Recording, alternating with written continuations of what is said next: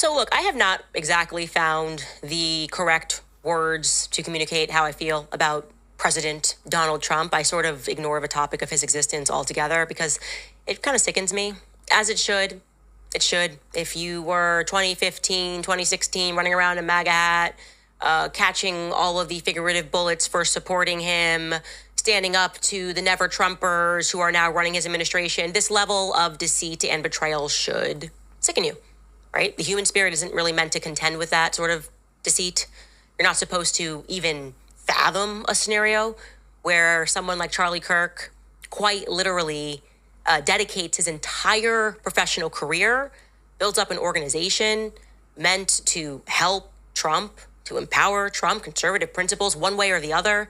And in return, when Charlie Kirk is assassinated in front of the world, Trump just dedicates a total of two tweets, 3 tweets at most, to demanding, and he'd never demanded an investigation. And one of those tweets that he dedicates Charlie Kirk is an AI image of Charlie hugging an Israeli flag. Yeah, it's pretty gross. Trump has shown more interest in debunking the mainstream media narrative about whether or not he's balding than he showed any interest in investigating who murdered a person who was supposed to be his dear friend. It was, I will employ every reason. No, he was good. So how exactly are we supposed to process that? We are to simply understand, I think, that Trump has loyalty to no one but himself. It probably wasn't even anything that deep that they offered him. It was probably just like, hey, we'll give you a piece of real estate in Gaza with your name on it. Also, favorable headlines in the New York Times. We put that on your desk every morning and we tell you this is how everybody thinks. You think they still have power. Honestly, that's probably all it took for Trump to betray not just the legacy and the memory of Charlie Kirk, but also his supporters, the very supporters who followed him into battle. Some who literally spent time in prison after January 6th because they believed in him. Trump has betrayed every last single one of us, okay? Make no mistake about that. Trump is now a never Trumper. The very people that we had to fight to get Trump into office, he is now partnered with and insulting us. And he thinks that we're too stupid to notice or something, that he promised low gas prices, that he promised no more forever wars, no more involvement in Middle East conflict. And we're now getting the exact opposite. And that's happening because he's a coward. He is a coward for doing this to the American people. And that's going to be his legacy. His legacy is going to be a person who could not stand up to Bibi Netanyahu, a person who just loves money and loves the idea of his name on anything. This is what the world will remember about Donald Trump. Thus far, in 1 year, to recap, his administration has worked to allow the slow erosion of the First Amendment on college campuses, special carve-outs for anti-Semitism. So, in effect, hate speech laws. There's a new IHRA definition for anti-Semitism, a definition that is so broad that it includes, quote, accusing Jewish citizens of being more loyal to Israel or to the alleged priorities of Jews worldwide than to the interest of their own nations. That's interesting because he then because he doesn't even know what they're writing and what they're putting together, he's not paying attention, he hilariously violates his own law when he discusses his boss, Miriam Adelson. Take a listen to what he says. Miriam, stand up, please. She really is. I mean, she loves this country. So incredible. We miss him so dearly. But I actually asked her, I'm going to get her in trouble with this, but I actually asked her once, I said, so Miriam, I know you love Israel. What do you love more, the United States or Israel? She refused to answer. That might mean Israel, I must say. We love you. Thank you, darling, for being here. That's a great honor.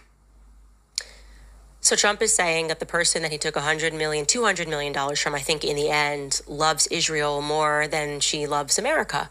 She served in the IDF. That's what he's saying to you. Trump's administration then delayed the release of and then gaslit us over the Epstein files. He called the files a Democratic hoax.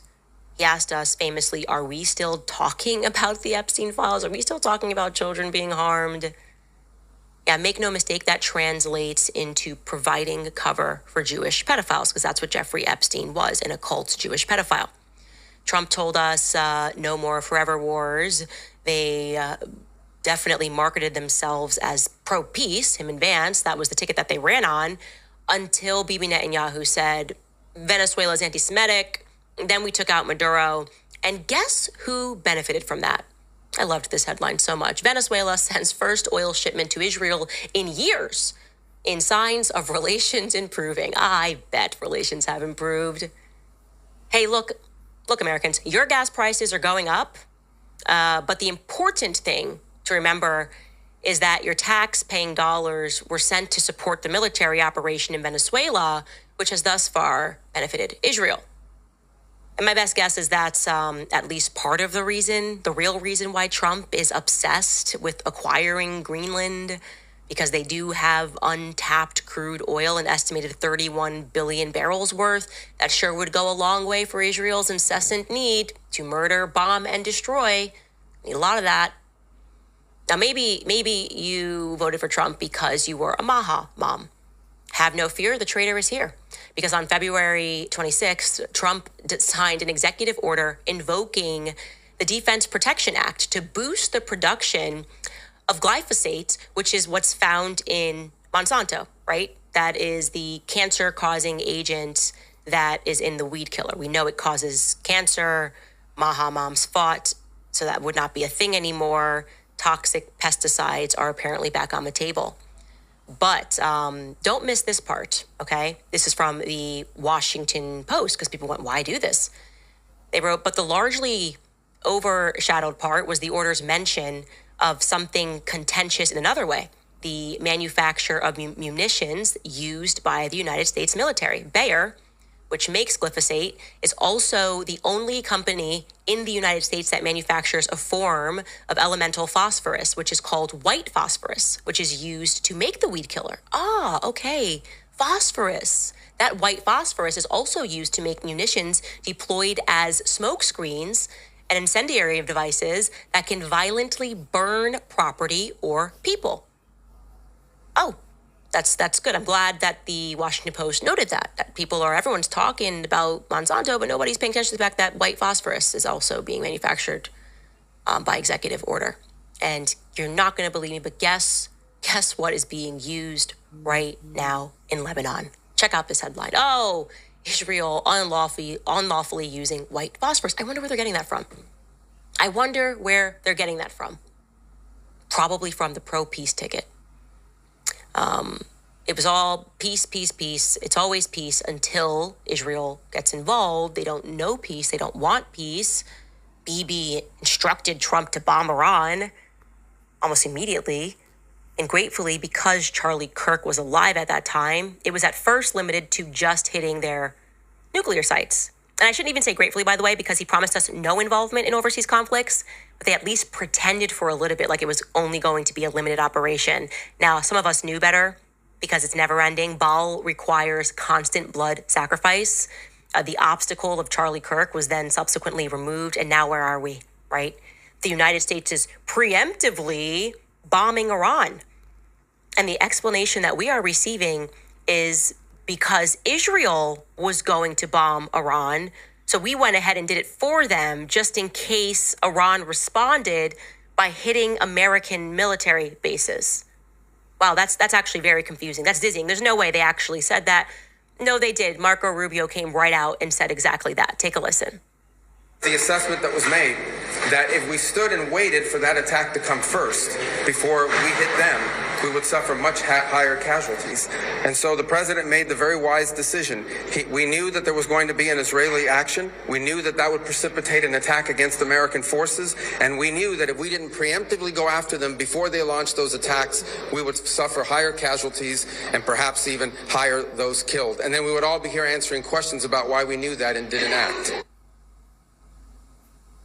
I'm sorry, but under that scenario, if Israel was going to cause and set off that chain of events, wouldn't it have made sense for them to bomb Israel? Bomb Israel to prevent Israel from bombing Iran? To prevent Iran from retaliating by going after American bases because of our involvement with Israel and constantly sending them munitions and things of that nature. Just don't understand how the logic is Israel can't stop bombing people, so we have to bomb people for them. That's what he's telling you. And that's what we're doing. We just murdered 150 Iranian schoolgirls between the ages of 7 and 12 preemptively. Don't worry, guys, it was preemptively because Israel was probably going to bomb them and kill them, so we went ahead and did that for them.